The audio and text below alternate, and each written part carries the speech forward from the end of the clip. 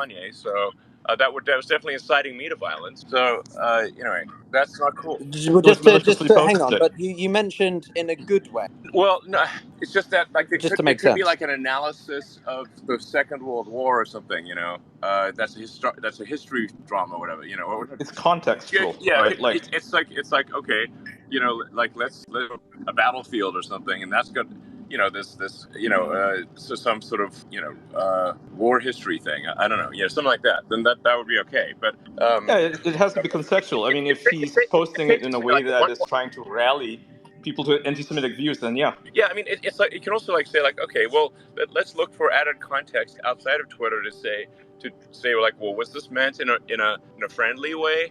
And it's like, okay, well, no, he's saying that he likes Hitler and other things. And look at the point at which Alex Jones is like telling Kanye to calm down and please stop. You have to say, okay, Alex Jones is pretty edgy. So Alex Jones is saying wants Kanye to stop. That's a big deal. So anyway, but I don't want to get into like some sort of huge this could easily get derailed into a laborious. Agreed. Yeah, we should talk more about the file. So you mentioned that you gave it to Barry Weiss, right? So she has full access. Does this mean that we are going to see multiple exposés, not just ones from Matt Taibbi? Yeah, the point is to just have everything come clean. So the thing is that like it's not that people would necessarily agree with everything that Twitter has done in the past or in the future, but they should at least know that it is occurring and there's no shady stuff that is happening that they're unaware of. So then at least if Twitter is explicit about its actions and transparent, you can then appropriately calibrate your interpretation of what you learn on Twitter, as opposed to thinking, Twitter pretending to be unbiased and even-handed. There's a way to get everyone to agree with all the actions that Twitter will take. That's impossible. That is a null set. But what it is possible to do is to be fully transparent about the actions that are taken. Give me a break. Elon, you're back. He's back. You dropped out for a bit. Yeah. Can you hear me? Can you hear us, Elon? Or it's not? It's still glitching a bit. Can you hear me? I'm about to take off. Yeah, it's good. Yeah, carry on. This just turned into a Verizon commercial really quick. I just wanted to ask Elon really quick if there's any way to combine Twitter's efforts with people who have gone, as far as filing constitutional challenges. Is there any way to get them in touch with Matt and combine the efforts there? Possibly. I'd reach out to Matt. And I mentioned I've also asked Barry Weiss to, I've given her access. I just gave Barry Weiss access to the Twitter files like an hour ago. I think at some point it might make sense to just have them publicly available, so that anyone can look at them. A quick side question. Sorry, go ahead. The general thing we're aiming for is, anything bad that Twitter's done in the past, that it be surfaced so as to instill trust about Twitter in the future. And the thing where I may have blanked out a moment ago is that it is impossible for Twitter to take the set of actions that will satisfy all people, or probably even 90% of people.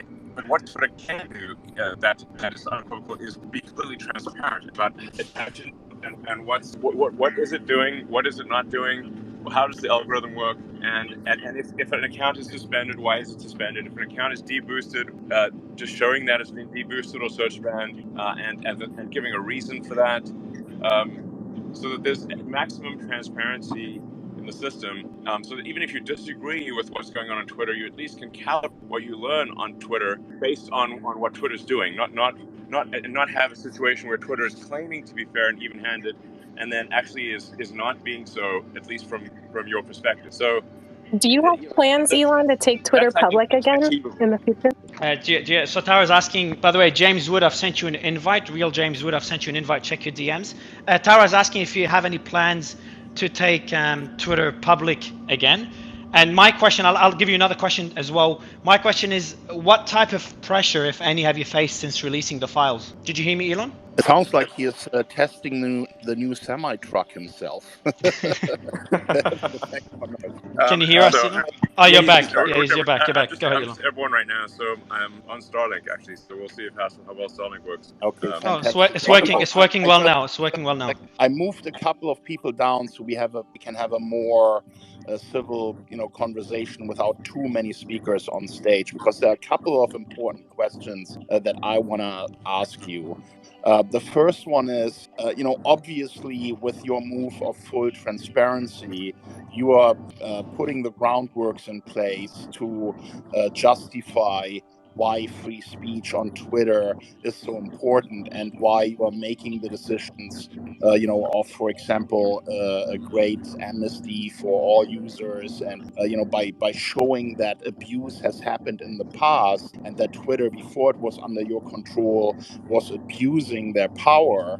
You're basically setting the stage to say, okay, people should all have their rights, unless they broke the law, restored to be on Twitter. Is that right? Yeah. I mean, yes, that is the intent. Now, to be clear, we're all going to be doing this sort of slowly and deliberately. That this can't be a let's open all the jails simultaneously and have at it, guys. So it's going to be slower than people would like. It's more deliberate. I do have a lot of shit going on right now, so just I can imagine. I'm trying to do the most that I'm flogging my human brain as hard as possible, most amount of work done. But like this week alone, we had a meeting with Macron, yes, some national security. Starlink is also failing. Damn it. Take 2 months instead of 1 month. 2 months instead of 1 month. That's a good timeline. And also, I got to make sure Twitter is stable from a financial standpoint and is not losing tons of money and goes bankrupt. In which case, there's juggling a lot of things here, to say the least. But I think over time, not that long of a time, iteratively, we can move Twitter to be a more broadly inclusive so like as many people as possible can participate and want to participate, and as trusted and transparent as possible. And the proof will be in the pudding over time.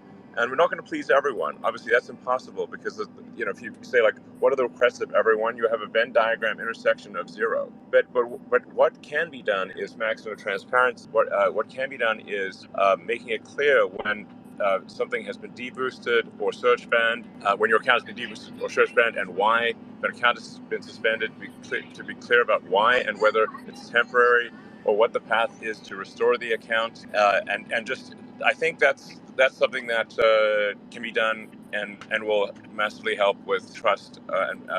In addition to... Now, there's obviously a challenge that Twitter's had over time, and I think this is generally an issue with social media, which is that it is digital technologies that require a lot of software to be written, and they've sort of come out of Silicon Valley. Almost all of them in Silicon Valley, with except for Snap is in LA, but it's based in California.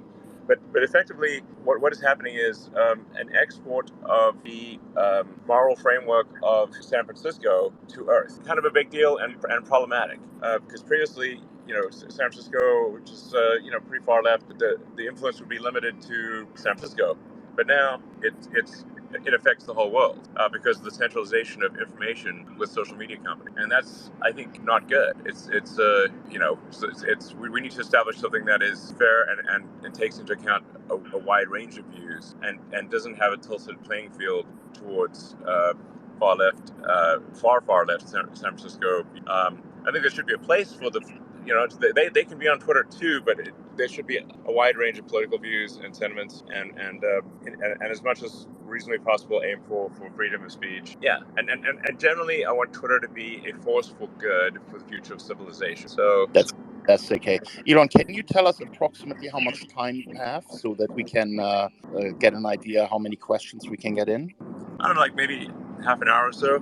Nice. Oh, that's fantastic. That's very good. Hey, what I also see happening here is that the mainstream media that was part of covering up this Hunter Biden laptop story is now calling this some kind of fissure, that they don't think that there's enough. Obviously they are acting in that way because they themselves are now on fire. That because you have exposed what they have done. What do you have to say to them? I'm sorry, could you repeat the question again? I'm in the air, so this is it's not super optimal from an audio standpoint. He asked you what do you have to say to the media that's sort of downplaying what the Twitter files represent. Could you repeat the question? Yeah. So he's asking you, what do you have to say to the media that's downplaying the Twitter files revelations, because they're basically saying it's not a big deal, that it's nonsense, that it's just crap, that you're just doing this for PR. What's your response to them? He may be having connection issues with you specifically, Ian. There are certain people up here that I can't true, hear either. actually. So maybe Kim, ask again. Yeah, Kim, do you want to ask your question again? First, Elon, can you hear us? No, I think he can't hear anybody. I don't know if it's me. So he's either in a semi truck or he is on his plane. No, he's on his plane. He said he's on his plane. Yeah. I'm in the air right now. I can hear you again. Okay, cool. Fantastic. So let me just repeat my question. The media, especially the media that downplayed and censored the whole Hunter Biden story, is now trying to downplay your release. Obviously, because they are under fire as well, right? Because they have been exposed by this release. What do you want to say to them? What do you want to say to the media that is trying to turn this into a nothing burger?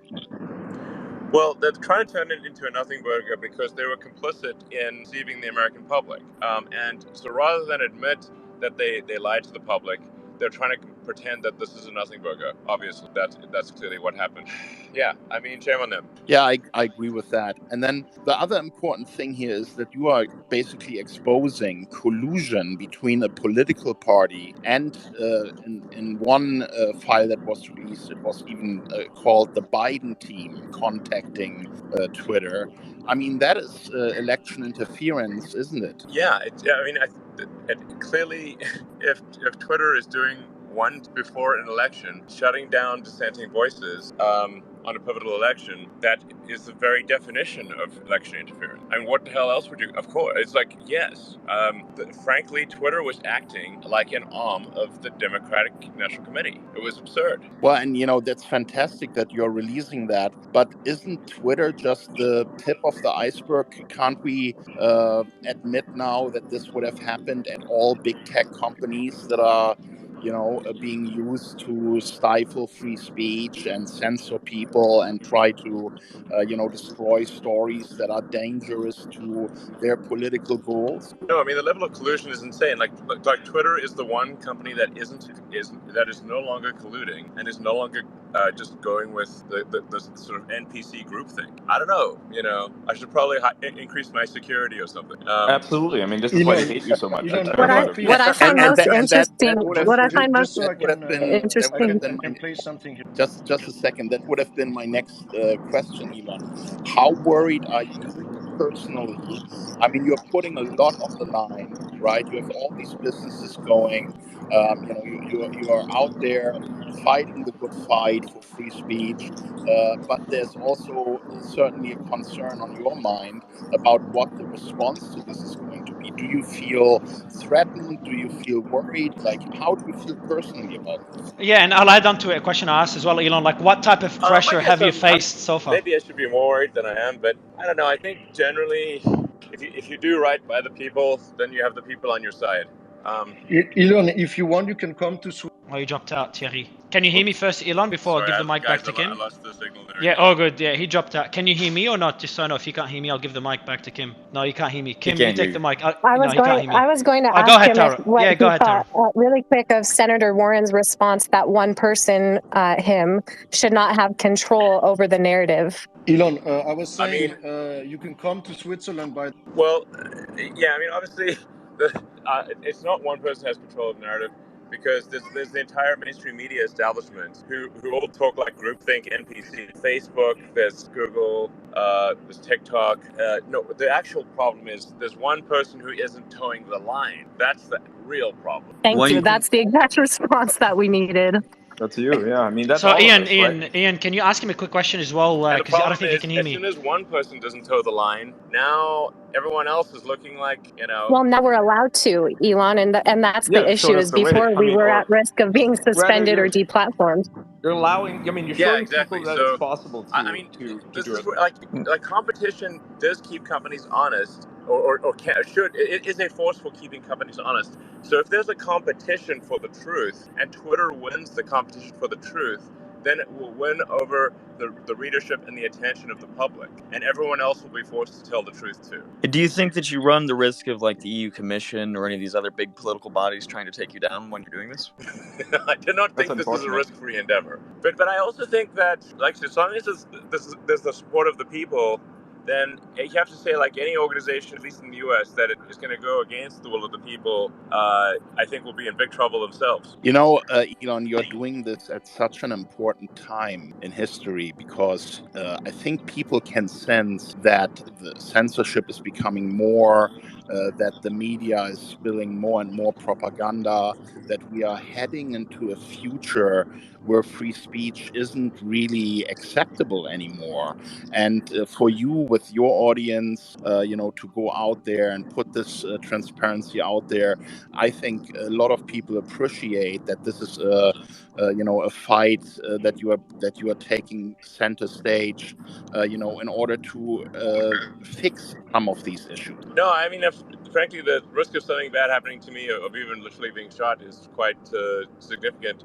I'm definitely not going to be, doing any open air car parades. Let me put it that way. But it's also it's not that hard to kill me if somebody wanted to. So hopefully they don't. And if fate smiles upon, that does not happen. I'm taking reasonable precautions, I guess. But there's definitely some risk here. But I mean, at the end of the day, I think we'll just want to have a future where, we're not oppressed, or our speech is not suppressed, and we can say what we want to say without fear of reprisals. And, as long as you're not, like, really causing harm to somebody else, then you should be able to say what you want. And that's quite a rare thing, I think as people just take that for granted sometimes, but really throughout history, free speech has been highly unusual, and so we have to fight very hard to keep that, because it's such a rare thing, and it's by no means something that's default. It's a controlled speech default, not free speech. And yeah, it does seem incredibly ironic. So many reporters in the media and prominent politicians are calling for restraints on free speech. This is crazy. It feels like we're in bizarro world here. Do you think that comes from the way that journalism is taught now in today's schools, in what we would call postmodern journalism, or where do you think that's really coming from? I mean, I haven't been to journalism school, but it does seem as though that the elite educational institutions have been somewhat infected with an mind virus, which is sort of a set of the woke mind virus. So, like you say, how much actual intellectual freedom and how much actual intellectual freedom is there at elite educational institutions, where you don't get completely shunned unless you abide by what everyone else thinks, and then what everyone else thinks is you're told what to think, not asked. You're sort of, you must think this. It's not like you have freedom to think and talk as you wish. Yeah.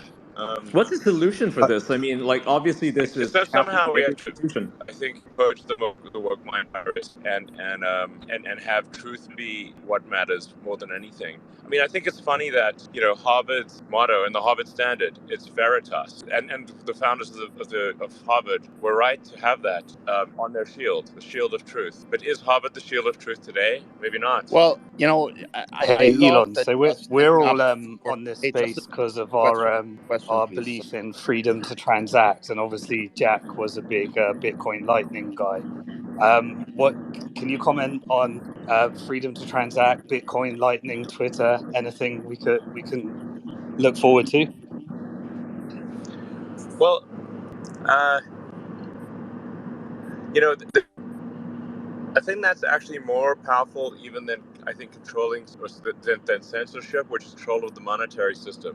If you have control of the monetary system and control of transaction, you can literally stop someone from, you can starve people to death. Can throw them out of their homes. So we have to be very careful about, like, who's controlling the money system here, and what rules and regulations are they going to put on transactions. It seems like PayPal has strayed pretty far from the path of that. Like, they're I've been banned from PayPal. Seems to be moving in the direction of social credit and restricting transactions, and so that's concerning. So I do think there is a role for crypto in the future, without speaking to any particular crypto coin, as a means of ensuring that the monetary system does not get completely corrupted. It provides competition to the fiat system, so that if the fiat system becomes overly restrictive, then crypto will grow. Like basically, the better that the fiat works, the less prominent crypto will be, and the worse the fiat system becomes, the more crypto will grow. Are you concerned about the moves towards central bank digital currencies? I don't think they know what they're talking about.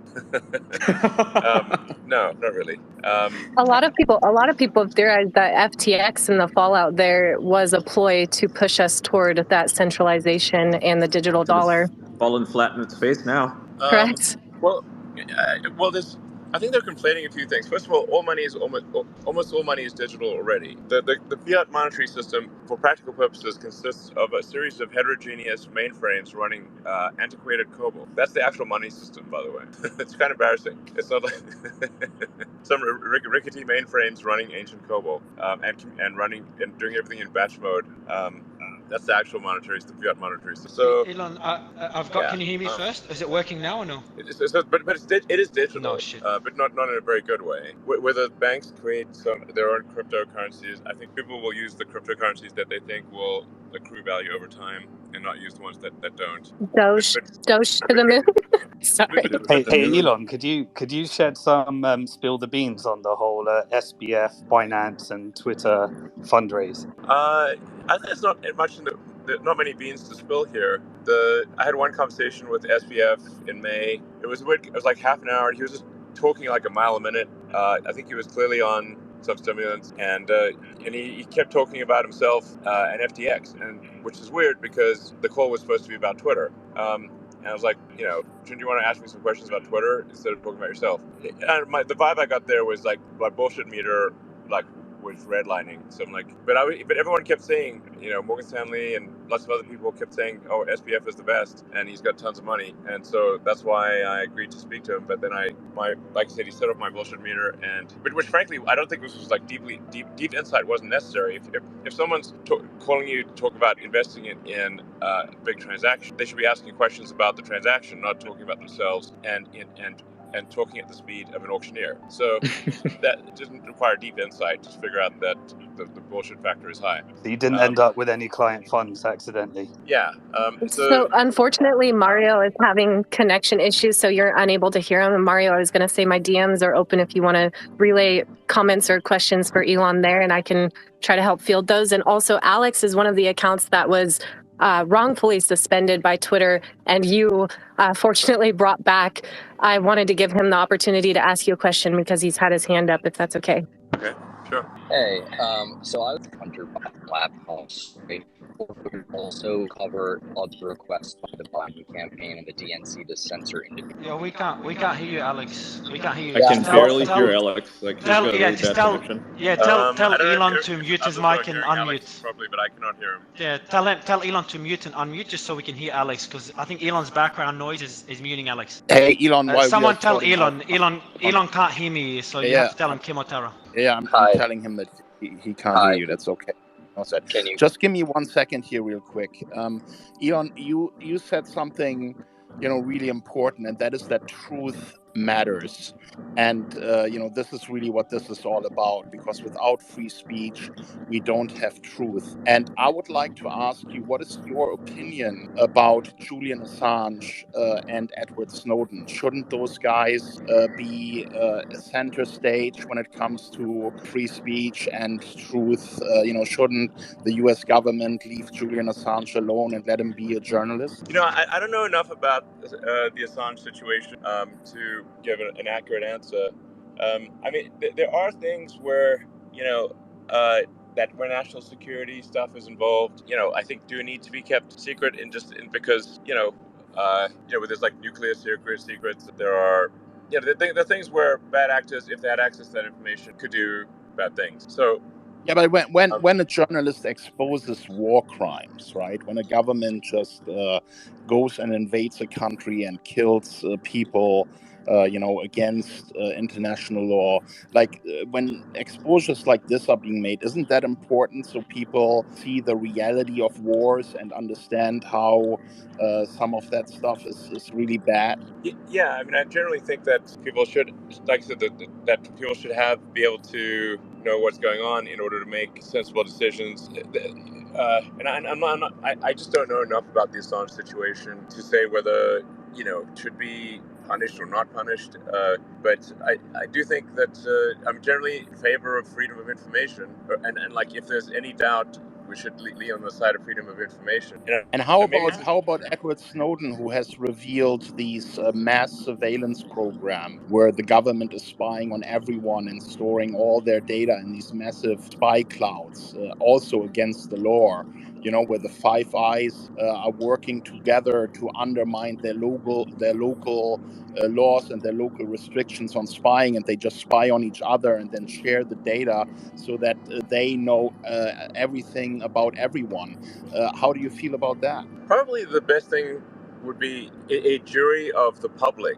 If Snowden were to be, I don't know. Look, I'm power in this situation, but ultimately the people of the United States should be the ones who judge Snowden, not select people in the government. If a jury of peers of citizens were to review Snowden and make a judgment as to whether he's guilty or not, I think that would probably be the appropriate course of action. Yeah, the only problem is that if he were to be in a U.S. court, he wouldn't get a fair trial because under Espionage Act laws, you cannot even make a public interest defense. He wouldn't even be able to say, I've done that because it's the right thing for Americans to know about that. So that would be a defense that is not available to him. So to say, a jury of your peers should decide about that, it's a problem. Yeah, I don't know. I mean, there's no easy answer to the Snowden Assange situation. Can I make a suggestion, Elon? Why don't you do a poll to your millions of users and ask them if they think Julian Assange and Edward Snowden should be given their piece for the service that they have provided to humanity? Okay, that's a good idea. Sure. I like that idea. I'm going to ask a question. important I'm is going to that- ask a question on Mario's behalf really quick, since he's unable to speak to Elon, which has to be extremely frustrating as the host. He was just curious if you've faced any pressure so far since releasing the Twitter files. I mean, I face pressure all the time, so it's kind of, it would say like, what's the differential in pressure before and after? Because I haven't seen it yet. I don't know. Maybe there's pressure, but I might just not be feeling it because there's every day is a high pressure situation. But I don't know. Well, like I said, we're just gonna put all the information out there, try to get a clean slate, and then work iteratively in the future to provide the most truthful, accurate, and timely information to people. That will be the goal of Twitter, and we won't be perfect in that regard, but I think we will be iteratively better. And if that turns out, if we're successful in doing so, then I think Twitter will compete more effectively than any other source of information. And then more people will use Twitter, and then that competitive pressure will force other social media companies and other media companies to also be more truthful, because otherwise they will simply lose their readership. And that, I think, is extremely powerful and good vision. Could you say a little bit perhaps about what Twitter is expected to maintain as an API to, say, the Department of Homeland Security in general, the FBI, maybe CISA in particular? Is there an expected way in which the government can jack in to social media that's expected on behalf of each of the big media platforms? And is that sort of different? I don't know how to say this exactly, but the issue of left versus right is complicated by the fact that Trump is a non-player to the game, just the way Bernie might have been considered a non-player to the game. And so the secondary question is, how much of this isn't about left versus right, but about targeting anyone who isn't a party to all of the tacit agreements inside DC?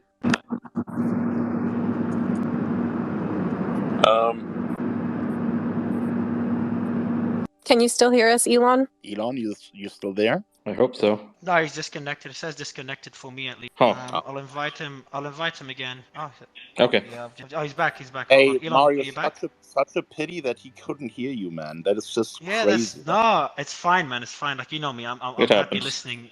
I'm happy listening. Can you guys hear me at least? Yeah, You we all can hear hear me? you. Yes. I can hear you. Yeah, Sick, loud sick. and clear. Dara, thanks for asking the question. I was really curious about it. But it says for me he's still a speaker. Can anyone see him as a speaker? I can see him as a I speaker, but can. he's not speaking. Last time he was here, Kim, you were there I think Kim, you commented and he joined. When we co-hosted him, remember Kim? We co-hosted him and it froze. So I'm like, Yeah, fuck, I shouldn't have just co-hosted him. dropped off. I think he's dropped off now.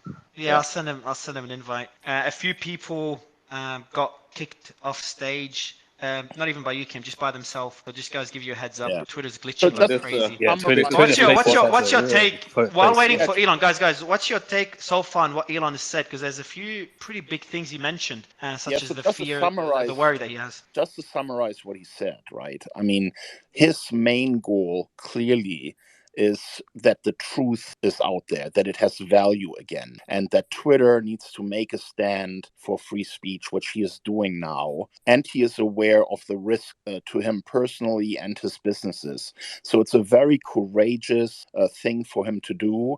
And I think, anyone who had any doubt about what his intentions are when he bought Twitter, I think it's pretty clear that what he's doing is in the interest of the people and not necessarily in his own best interest. So I find that amazing, and I applaud him for that. Yeah, and while waiting for Genuinely Elon to join again, altruistic. I've DM'd him another invite. What do you guys think of his? I know I'm not sure if he's saying it as a joke, but his security fear on his security and I being think I shot. don't think he has anything really to worry about. I mean, I don't think anyone's really going to come at him right now because it'd be too obvious why they'll be going after him. So I think he's quite safe, and he does have security. So personally, I'm not concerned. Although at the same time, there's he does have security for a reason, right? He is the world's richest man, so there's that.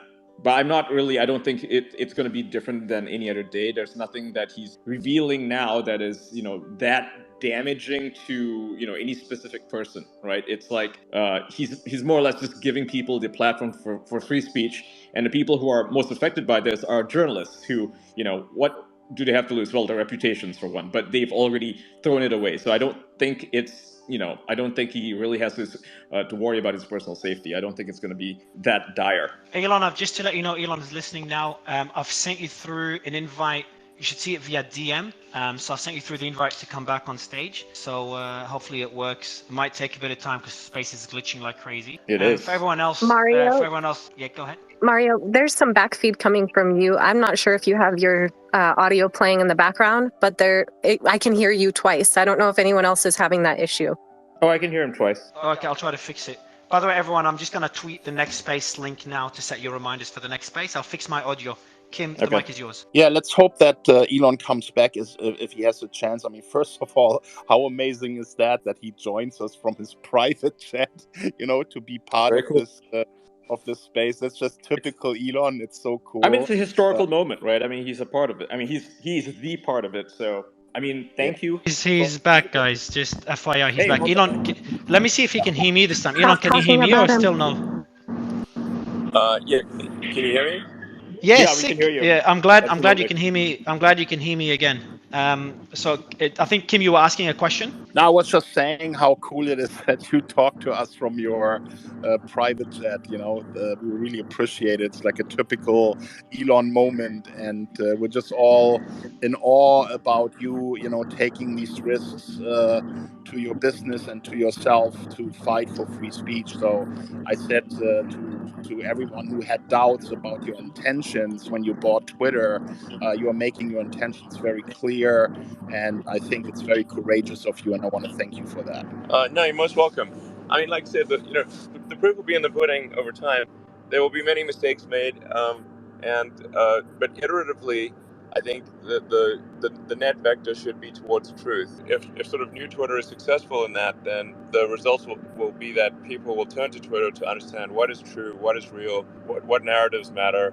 Twitter will gain a lot of readership and attention, and will put a lot of competitive pressure on mainstream media and on other social media companies to also be more truthful, because otherwise they will simply keep losing people to Twitter, and that's where the competition can be a very, very good thing. But it's not going to be perfect, and there are going to be decisions that people disagree with.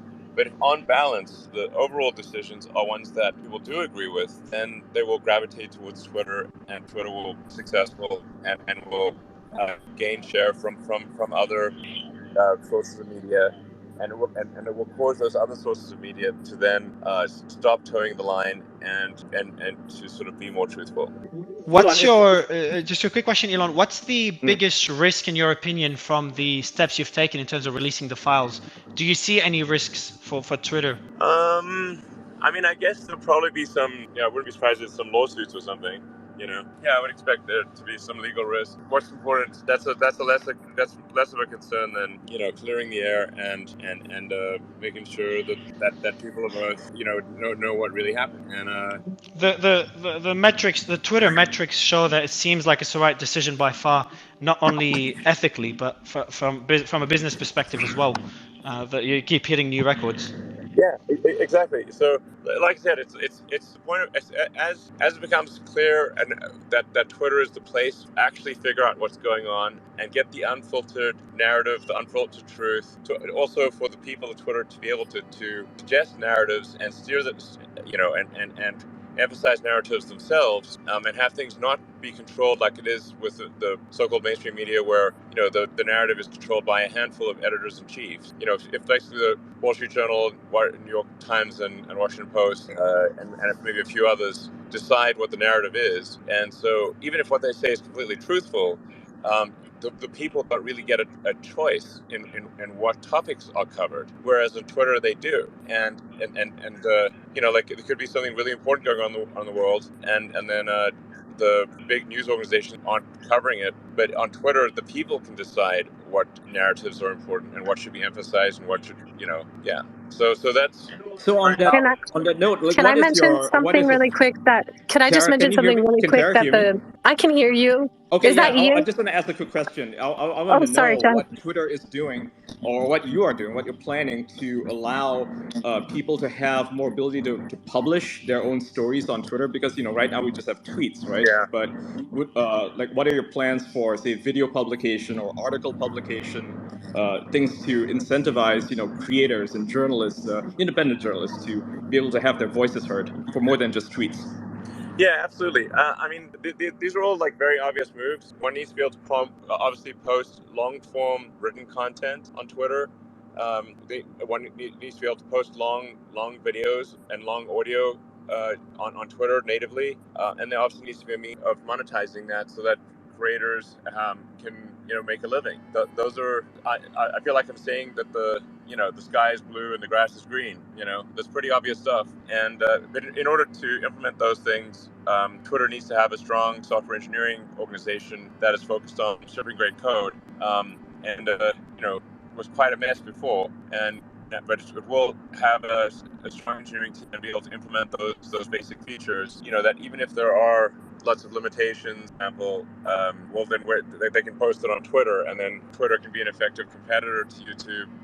And then, like I said, what happens when there is competition for the truth, and everyone and one company steps out of line, and actually really does allow the truth to flourish. It's going to put a lot of competitive pressure on other organizations to do the same thing. Can you talk about whether or not the effort to supposedly pre-bunk malinformation, which is to take real information and then, if it's damaging to a narrative, to put fear, uncertainty, and doubt around it, is there an attempt through the Department of Homeland Security or the FBI or CISA or any of these groups to tell Twitter that it has to maintain a port so that information can come from the government to say, we need this information pre-bunked?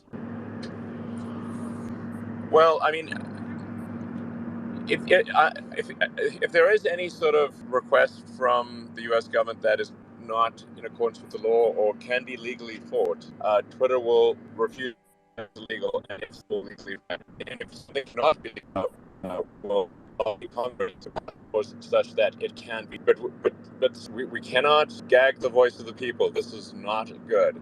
And like I said earlier, it's like you look at I read a lot of history. I love history, and I love history podcasts and stuff. Hardcore history is the best one.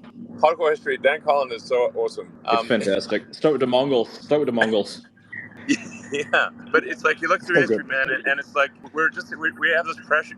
We're in this precious situation where, like, this rare, unusual situation where there's actually, I mean, within boundaries, there is actually freedom of speech, but it's rare in history. And usually it's like been some king or whatever they were just by default, and now we have this like rare moment in history where the voice of the people is mostly not suppressed, but now there are people trying to suppress it, and we just fight really hard for freedom of speech. This is very, I think, essential to the future of civilization. I absolutely agree with you. I mean, this is why you're fighting, right? This is why, you're fighting for free speech so that we can have it in the future. Because if we don't have control of the present, we do not have control of the future. It will be in the control of somebody else, someone that we absolutely do not want to be in control of anything. Yeah, exactly. Just to chime in there, there are a lot of people in the last decade that have lost hope because what's happening in politics, what's happening in the media, there's so much frustration. And I think the most important thing that you've done here, Elon, with your steps that you are taking is to give people hope again. Well, great. I'm really glad to hear that. And like I said, I'll do my best here. I'm definitely going to make some mistakes along the way, and it won't be perfect, but I'll also then do my best to correct those mistakes and to be, the least dumb possible. As I say, Vox Populi, Vox Dei, man. It's like, yeah, I mean... It's a very white-pilling moment to have you fight this fight. I mean, a lot of us have been fighting this culture war for free speech, basically, and, I think a lot of people have lost hope because they didn't see anyone caring about it, right? It's like the majority of people obviously do care, but they just don't know what to do. And yeah, it's true what Kim said, just to echo what he said. Thank you for fighting this fight. I mean, this is very, very important. It's not just you, it's not just me, it's all of us.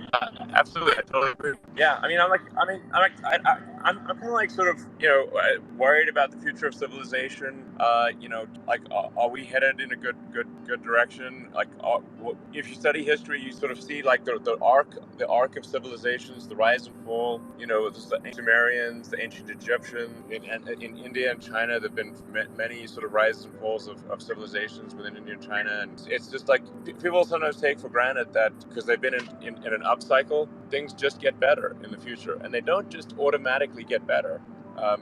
They actually, civilizations tend to have an arc. We want to make sure that we do not find ourselves on the downslope of that arc. Good times make weak men, right? And we are in the good times right now, and we're seeing a lot of weak men, right? Like, that's where we are in this arc, and it sucks. So let's try not to repeat the same cycle. We need to fight the cycle. Yeah, exactly. I mean, it's like, not to sort of get like too philosophical about things here, but there is like sort of a, I've had these discussions with like a lot of people, and feel like wondering like, what's the meaning of life? Like, what should we do? Like, why do anything? For some people that answer is religious. But then if you're not sort of very religious, then what is the answer? Actually, my theory on that is that I sort of believe in Douglas Adams' philosophy. The universe is the answer, and we should strive through greater understanding to expand the scope and scale of consciousness to better understand what questions to ask about the answer that is the universe. It's basically a religion of curiosity. Let's grow into the future, expand in the future, expand consciousness, expand our understanding, and figure out what the heck's going on. And it's the number 42, right? The number 42 as well. And also, don't panic and make sure you grab a towel. Elon, thanks for without giving away too much. Really quick, Elon, is there any way to get a sneak peek of what we can expect with the next Twitter files drop? Well, I'm somewhat leaving this up to Matt Taibbi and Barry Weiss, but I think the natural thing would would be to say like, okay, what happened after the election? The Hunter Biden laptop stuff. And by the way, I actually don't. I this may sound bizarre, but like Hunter Biden seems kind of fun, to be honest. I know, right? Yeah. He's an artist. Do you know that? He seems like he knows how to have a good time. I mean, So I he don't has a want sense of to sort humor about of beat up himself. Hunter Biden here, but but just beyond the what happened after the election, how much government influence was there? There's this whole sort of move to create a disinformation ministry, which was insane, and like George Orwell is turning in his grave to hear such things. But like what happened with that? I think there was a public outcry about a disinformation Jack ministry. Posobiec started that one. He basically stopped it in its tracks because before that nobody knew that this was even a thing, right? And he exposed it, and suddenly everybody was talking about it, and they had to shut it down because it was very Orwellian. It was like they used 1984 as a instruction manual. Exactly, totally. It's exactly 1984. George Orwell's 1984 is supposed to be a warning, not an instruction manual. Yep. Guys, come on.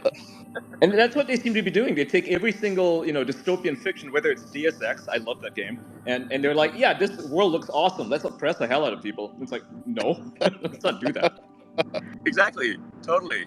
Hey, Elon, speaking of progress, you've accomplished so much. You started the first successful American car company in 100 years. You brought payments to the internet. There's a lot of aspiring entrepreneurs and small business owners that look at what you do and sort of try to follow that example and see how can they create some of that progress too. And I wanted to ask you a little bit about the layoffs because it appeared to me with the $4 million loss per day and just doing the math on the $1 billion of interest expense that $3 million of that may have been interest expense added. And I myself, running a small business, have been in a situation where the business was going to go under in a number of months if expenses weren't cut. And what we found is communicating to employees, giving them time to process, getting their feedback, and then creating a shared vision to evolve the product, to evolve the company to a greater future was really successful. And it appears here that the typical like leverage buyout KKR approach was basically applied from a financial standpoint.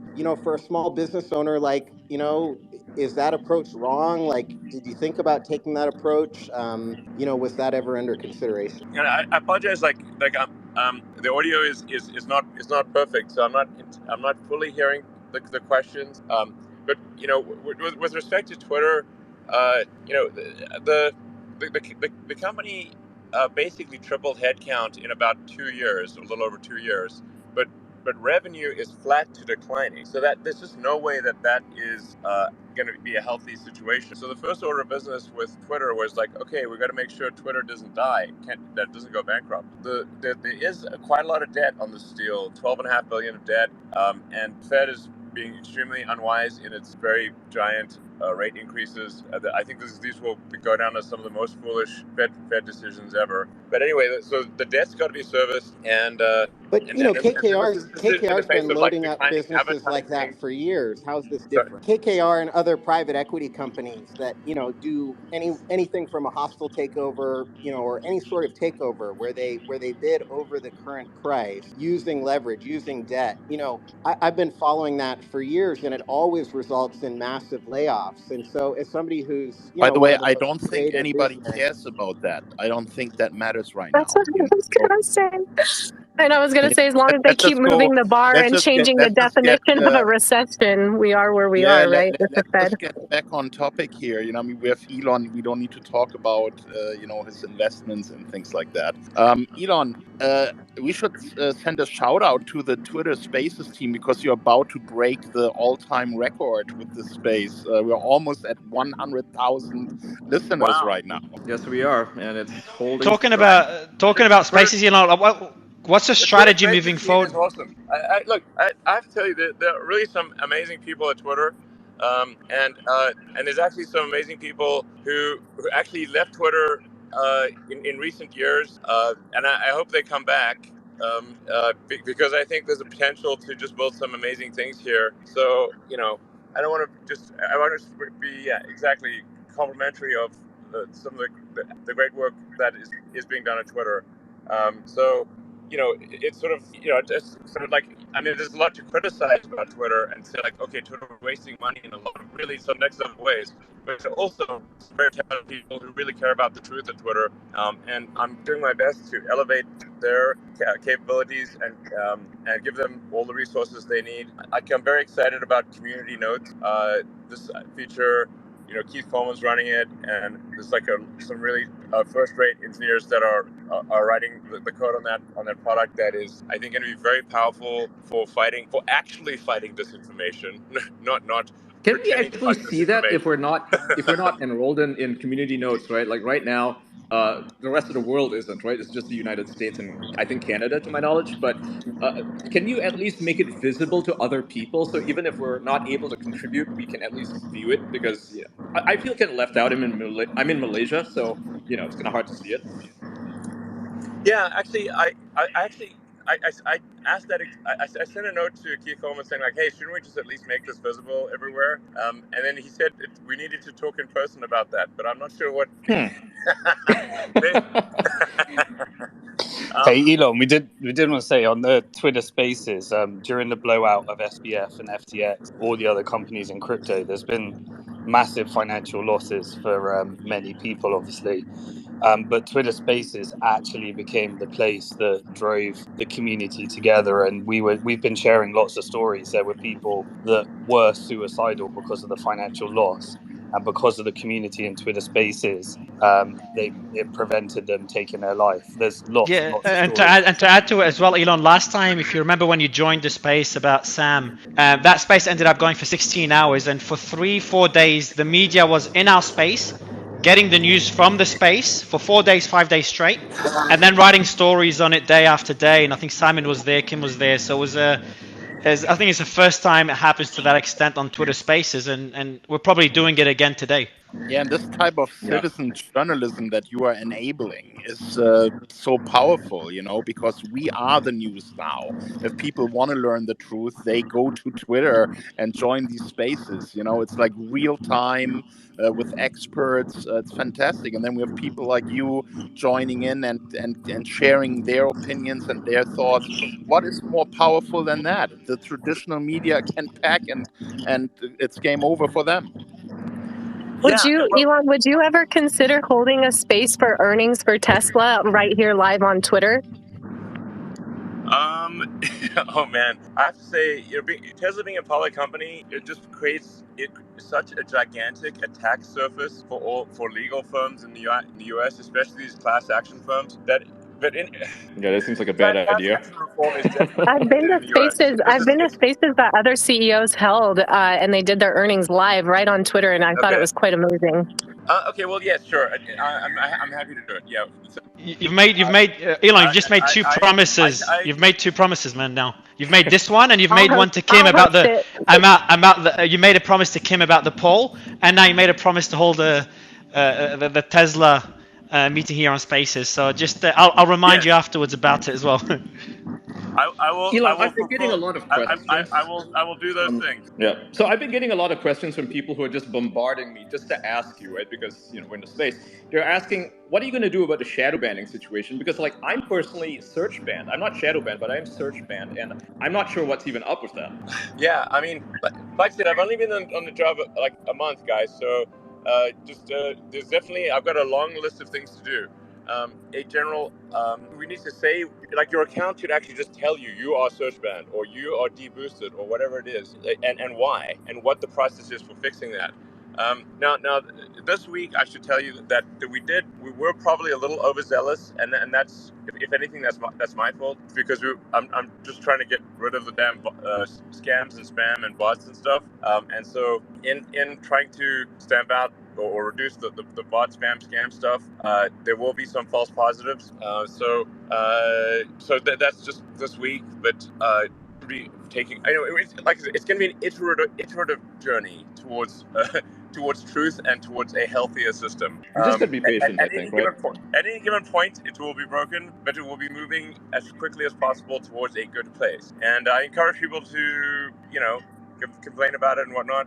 But it will move iteratively towards a good place. That's the goal. And I generally move pretty fast. So on the net, the vector sum of those is over time. I'm losing him. Yeah. By the way, Kim, check my DMs. Kim, check my DMs. Kim, check my DMs because I'm having glitches, so I might need your help with a few things. He's back. Elon, Elon, you're back. Elon. Yep. Yep. He's here. Oh, you're back. Another question. I think you made a reference once to WeChat. I think that was a while ago, and I don't recall it correctly. Does that reference still stand today? Is that a potential vision for Twitter?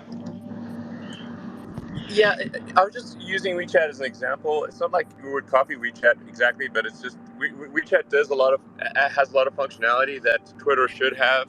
Like it's kind of a no-brainer for Twitter to have payments, both fiat currency and crypto, and to make that and simple for people to use. As we talked about earlier, adding the ability to post long-form written content and video content, and to be able to monetize that easily. And nice to have a playlist, like YouTube does. Yeah. My focus in the first month, and also will be the case in December, is just making sure that Twitter is operating efficiently as a company, that it is not wasting money, because it faces challenges on the revenue front from with an overdependence on advertising that is not targeted, like brand advertising, and in a market where advertising revenue in general is dropping, and then also when you start questioning the status quo, then various pressure groups start pressuring advertisers to not advertise with you. So that's another challenge on the revenue front. And then you got the debt, and the debt has a very high interest rate. So it's like these are a lot of challenges simultaneously to that.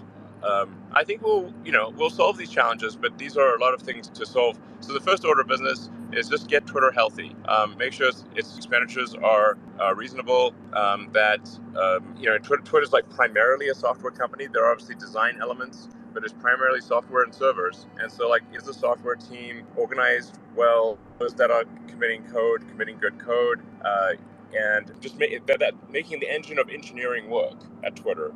Because if you look at, say, like, what is Twitter's technology evolution over time, excluding acquisitions, it's been very low. It's the technology of Twitter has been very slow. And 10 years for an edit button. Yeah, exactly. The edit button, look, I mean, if it takes a year to do an edit button and the edit button still doesn't work properly, then you can have a million good ideas, but they're irrelevant because you can't implement. So Elon, I've got a quick question for you, my friend. I was removed from the space. Hey, I want to test my mic. Can you guys hear me? I can hear you. Maybe you can't. Can you hear me? Alex, we can hear you. Yeah. Yeah, go ahead. Let Alex. Okay. Does Alex want to go, and then I can go? Can you hear me? Yes. Yeah, we can hear you. Yeah. Okay. So my question was, if the Twitter files, are those also going to include other content other than the Hunter Biden laptop? So basically all cases? Yeah. Alex, Mario, we can't hear you. This is a bit of an audio shit show. Let's try and get this back on the road. I unmuted everyone. I muted everyone. I'm going to unmute those who are not talking. Just mute yourself, please. I would like to ask Elon a quick question. Okay, trying this again. I think Alex just did, and he was ready to respond. He just now would have to unmute himself to respond to Alex. Yeah, I was just wondering if all accounts that were requested to have things taken down by the DNC and by the Biden campaign, even ones that have nothing to do with the Hunter Biden laptop, if they will also be released. Elon, you're muted. You got to unmute. Yeah, you got to unmute. Yep, he's got to unmute. That's all right. Yes, the intent is to release all the files. So there's not like anything that's hidden or anything. I can't hear anybody. He dropped out. Is my mic good, Kim, by the way? Is it my mic okay? We can hear you. You just sound like you are in. Oh, he's back. He's back. Oh, okay. Wait, can you guys hear me? Yeah, we can hear you now, Elon. Yeah, you cut out. Yeah, you cut out for a second while you were answering Alex.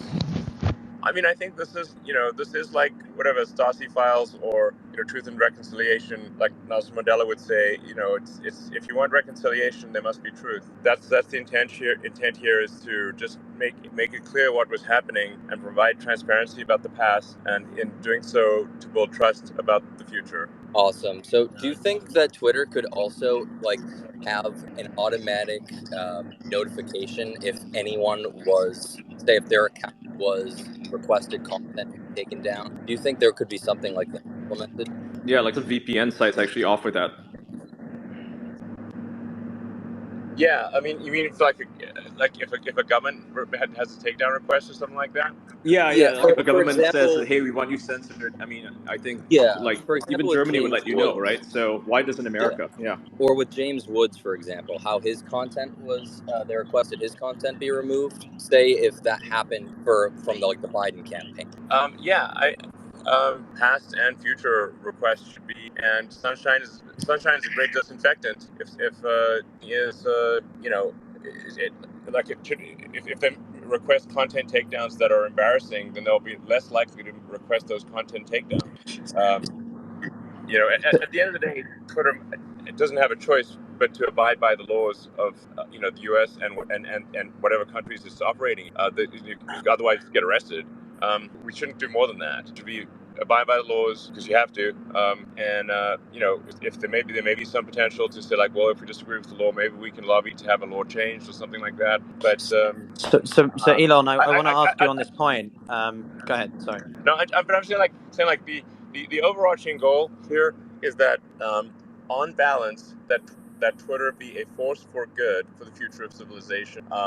That and for the expansion of conscious So to that point, I want to ask you then, because I'm speaking from the European lens. What do you think about the EU's proposals over potential restrictions to the I use think of we're Twitter? losing you a little bit. Or equally, I know you had a little bit of a, shall we say, fanfare with Alex Vindman earlier this week. I was wondering if you would be interested in a space with you and him, since I know him from the week ago. We had a chat. I invite you Oh to God, why to a would anyone debate want to talk if to you'd Alex be Vindman? interested. If you'd be interested. gotta Elon, ask. don't waste your time with the intelligence community, man. You have Seriously, more yeah, important it would things I'm to just do. be a teasing. waste I'm of time. teasing. I'm teasing. But I am curious about your thoughts on the European Union perspective.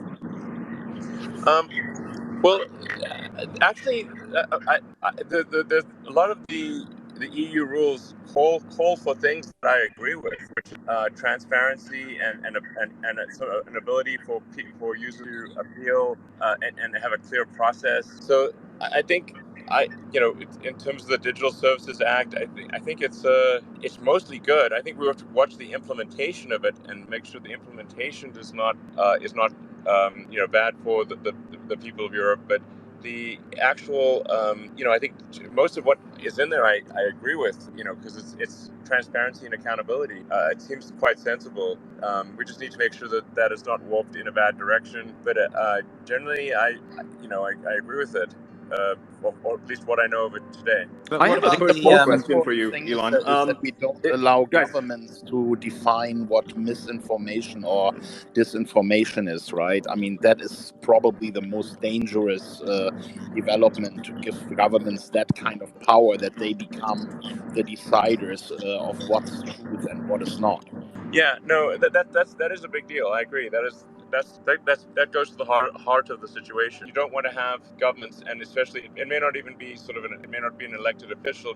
May be someone who's potentially a mid-level executive in a ministry who people don't even know exists and was never elected, despite being in a democratic country. what And about that's the China that happens a lot. protests? What role do you think that Twitter can have in helping to support Iran, Ukraine, China, and other countries that are facing, technological oppression and limitation in their access to freedom of speech? Well, I mean, yeah, like I said, we'll do whatever is possible within the bounds of the law. I Yeah, have a kind of a personal question. I've been curious. Was there a breaking point that made you decide to want to buy Twitter? that's a good question. I was hoping you would say the child exploitation that you've done more to get rid of in the past month than they did in the past 10 years on Twitter. And I wanted to thank you for that. And I'm sorry that the media has completely snubbed you on mentioning the fact that you guys have gone above and beyond to make that happen. And Eliza Blue, thank you for your work and efforts there. Yeah, I'd like to say thank Eliza Blue. I'd like to thank Andrea as well. We've actually had this is actually like a really good case of crowdsourcing of having people on Twitter actually help solve the child exploitation stuff. It is true. Yes, Twitter's done more to stop child exploitation in the last month than probably the last 10 years. That's insane. It kind of blows my mind, frankly. And we're going to keep doing it, and it's always going to be number one. I mean, it's like kids can't defend themselves, so we must. Mario, we can't hear you. Mario, you sound like a mosquito now. Sounds like he's in the toilet, to be honest. Elon, do you still have plans to drop the W? Everyone is asking. I mean, technically, the poll did come out positive on that. So The people have spoken. No, the people have not spoken. But more to my question, like, I don't think you answered that. Like, I want to know, like, what was the breaking point? I think a lot of people want to know this one. Like, what was the breaking point that made you want to buy Twitter? First of all, I suppose if Twitter had been, if I'd been able to buy Twitter sooner, then I might have actually done that. You know, there had to, were a situation where my liquidity was enough and Twitter's value was, you know, whether you know, there was essentially a closing price. Like, would I actually have that? That wasn't the case until recently. But I guess it just felt like it really had been building for some time. So I wouldn't say there was like, it wasn't like a step change suddenly. This is a one thing. It's not like, oh, the Babylon Bee got banned, that's why I bought Twitter. That would be crazy. It's more that there just seemed to be like this more and more groupthink amongst the media, more and more sort of towing the line amongst digital social media companies. Basically, just we're traveling the path more and more of suppression of free speech. And this was just getting me concerned. It's like the trends were just very, very bad. So unless something was done to reverse this trend against free speech, then I felt, well, maybe that you know, at some point everything will just get cut off. And unless you're in agreement with whatever the groupthink is, you're just going to be ostracized or your voice will be shut off. So like I said, it wasn't any one thing. It was just like, okay. And I can't exactly say why, because it's like one of those things where it's like it's just that my biological neural net's important to buy Twitter. And you know, just like with a digital neural net, you can't really exactly explain why the neural net is able to understand or text, or just say that the collective result of the neural net says that this is an important action, or this is the right action. And my biological neural net concluded that it was important to buy Twitter, and that if Twitter was not bought and steered in a good direction, it would be a danger for the future of civilization. And so that's why I bought it. That's brilliant. And, Elon, yeah, you mentioned the biological neural net and the digital neural net. When is Neuralink going to be ready to copy our consciousness into a computer And please, can I system sign forever? up? Where can I sign up for it? Because I would love to have my brain augmented. You know, it's like cyberpunk. Yeah, exactly. We're just going full cyberpunk at this point. Yep. Deus Ex. Elon, I Ghost want in to the pose Shell. the other side to that. I'm sure you're familiar with Doctor Who, right? And the Cybermen, and this idea of a centralized system by which you can influence people's thoughts. Is that not a consideration that you have on your radar?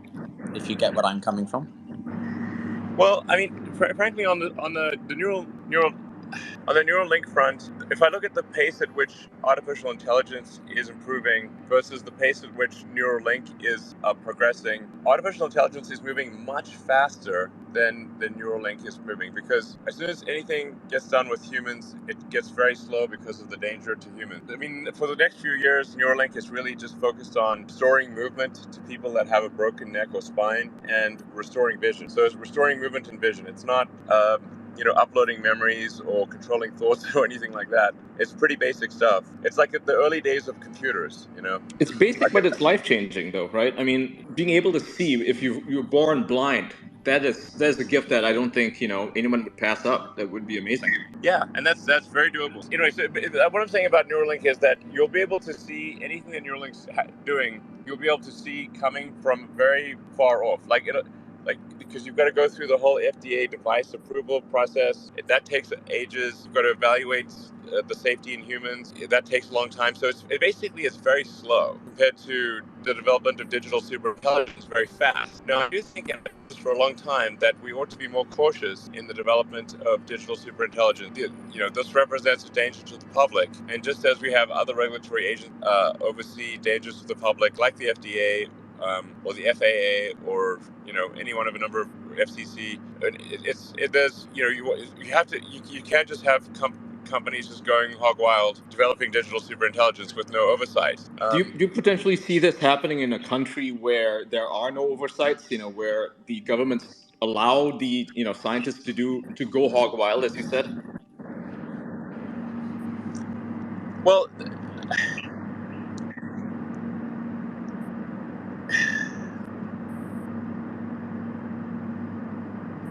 look, there's the things we can control and things we can't control, and I think there should be some kind of oversight.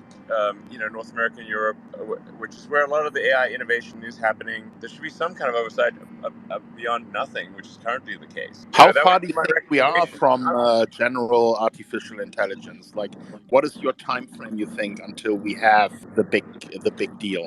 I mean, I think it's happening very fast. You've said like AGI is defined by where digital superintelligence is smarter than the smartest human. What is your definition of AGI? Yeah, exactly. I mean, once AI is able to basically program itself and understands how to advance itself, that would be the level where we need to start to worry, right? Yeah.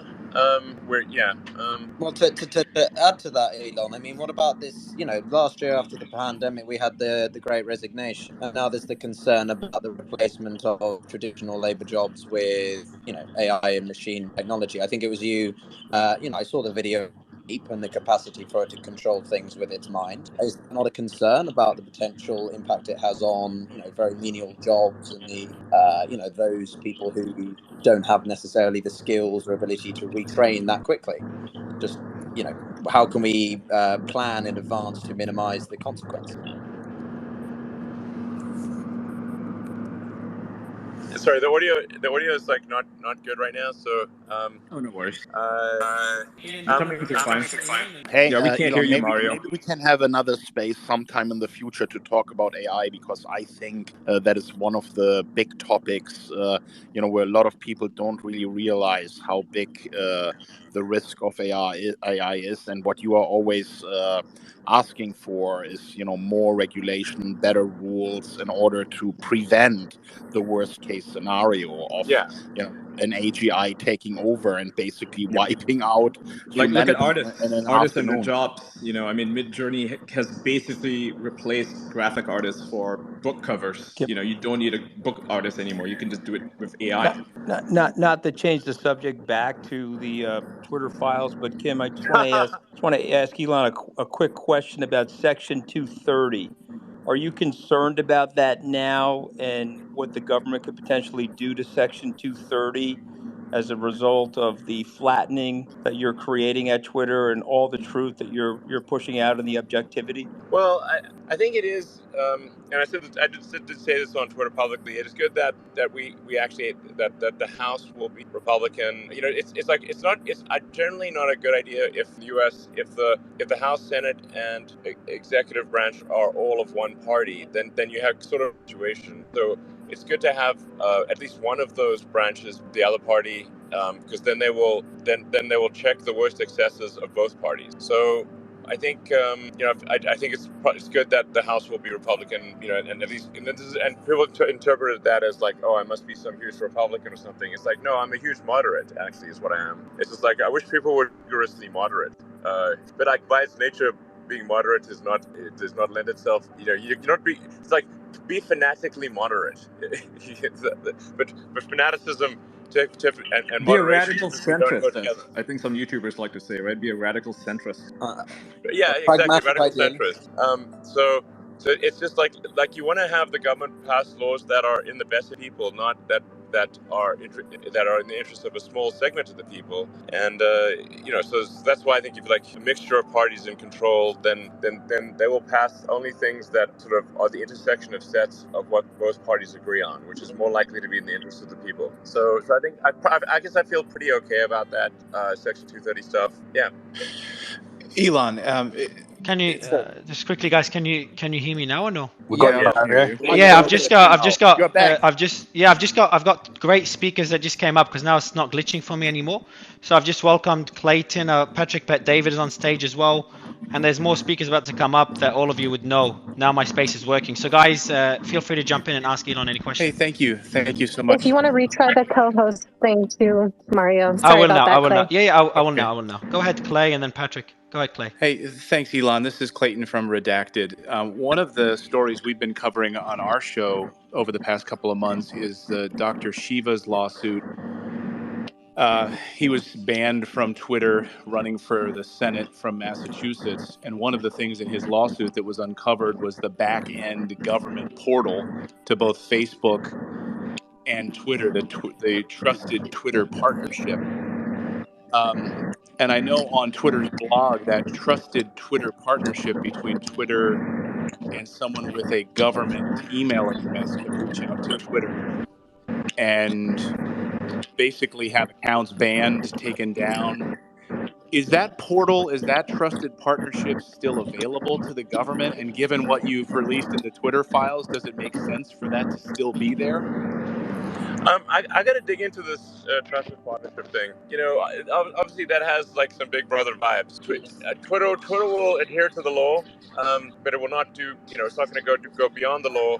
And if there are laws that don't seem to be the interest of the people, then Twitter will push to change the laws to be in the interest. But I'll dig into this trusted partnership thing, find out what's going on. By the way, Clayton, I do watch Redacted, and I love you and your wife. You're doing an amazing job, so keep it going. Eric, Eric, Sebastian, did you have a question, Yes, guys? I'm not sure if your mic will I work. do, Elon, and Go ahead, it Eric. may be a follow-up to the prior question. Elon, in the Twitter, the Twitter files, the things that you found, did you find any relationship between Facebook and any other TikTok, whomever, with regards to what could be considered, the collusion with the certain political parties? Was it, in other words, was there any collusion among other social media groups with Twitter? I've not directly seen that. I'm not saying it doesn't exist, but I've not seen it yet.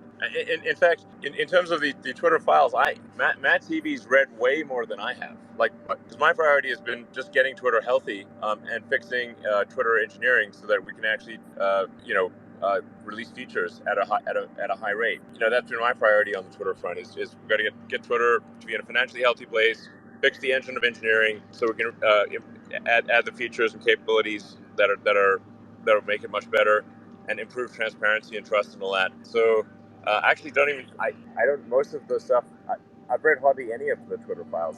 Matt TV has, and then Barry Weiss is also getting access to it, so she'll read it too. Have you been in contact with any of the other social platforms, Meta, Google, etc., since the release of the files? Has there been any pushback, any concerns, anything at all, or it's been pretty quiet? They haven't reached out to me. I'm not aware of any outreach from them.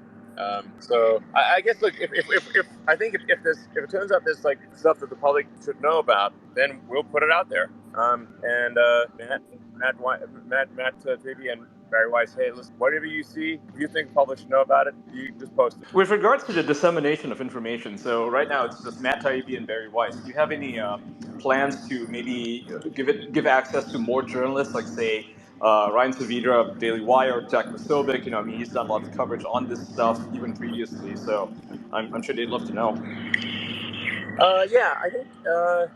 Maybe at some point we should just put it all out there, So, I think in the beginning it's good to have some coherence, and so it's not just a million stories all at once. Yeah, it makes sense. Yeah, it's a drip feed at first, and then later on it's going to be a flood, right? Because otherwise it's just too many stories, too much all at once, and then people can't really focus on anything. Yeah, makes sense. Yeah, you just get drowned out in the flood of things. I think once we think the stories have the critical stories have been told, then I think probably the right move is to just provide a data dump and then people can go through it and see what was missed.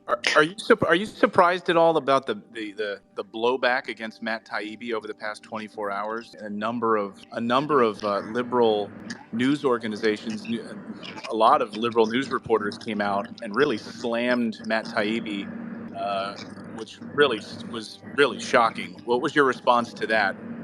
Well, I think those people should be looking in the mirror and wondering why they were deceptive. Why did they deceive the American public? And instead of trying to redirect blame to Matt Taibbi, they seem to be accepting some responsibility themselves for not being truthful to the American public. That's exactly right. Elon. It's Mike Cohen here. Congratulations on, of course, the acquisition of Twitter. But my question to you is, how are you going to go about combating the issue of bot farms who create so much misinformation and hate on your platform? The last thing I do, I will defeat the damn bots and trolls. Maybe they need like a mind virus that purges them. Just makes them self-destruct. Yeah, I mean, it's war. It's war, and we're gonna win that war, big time. Yeah, because Okay, I'm thanks, Connor. confident you will. I'm because confident you will. So the extent of the hatred that these bots cause is I astronomical, agree. and it's really It's terrible. But terrible. thank you for your commitment to that. Absolutely. Can Yeah. I jump in and ask a question here, Michael Just Cohen? real quick, I wanted to say something about the bots. There are, of course, commercial bots, right? People trying to do spam, but the more dangerous bots are those that are trying to interfere in discourse and Yep. try to manipulate the conversation. And those are primarily run by governments, right? They're run by the intelligence community in different countries. They're trying to manipulate the way people are talking, for example, about Ukraine. I think one of the more famous examples here are these so-called NAFO bots that are going out and shooting They're not everyone even down. real people. Yeah, often where they're mixing it, right? So the intelligence community does it in that way. They have real people, then they have bots that are fully automated, and then they even let their intelligence community employees work with Twitter profiles to chime in as well. But all with one goal, which is to manipulate the public discourse towards their goals. And I think you experienced that yourself when you spoke out for peace in Ukraine. You were attacked by these same bots. Yeah. No, absolutely. Like I said, I've been in the job a month. I'm very good at software. I wrote software for 20 years, and I was very good back in the day at defeating the scammers. And they were just like they were just the bad actors had free reign than before. They will not have that in the future. I look forward to that battle, and we will expose those who are acting to manipulate public opinion and shine a bright light on it. So, Fantastic. Hey, Kim, That's a if I good could just answer. ask a quick question on that same topic, because there was a point at which I was told by someone who apparently had access to this Discord server for these NATO or NAFO trolls that I was among their top targets, or even the number one target for a while. So I'm just sort of a personal curiosity. By the way, this is Michael Tracy, Elon. And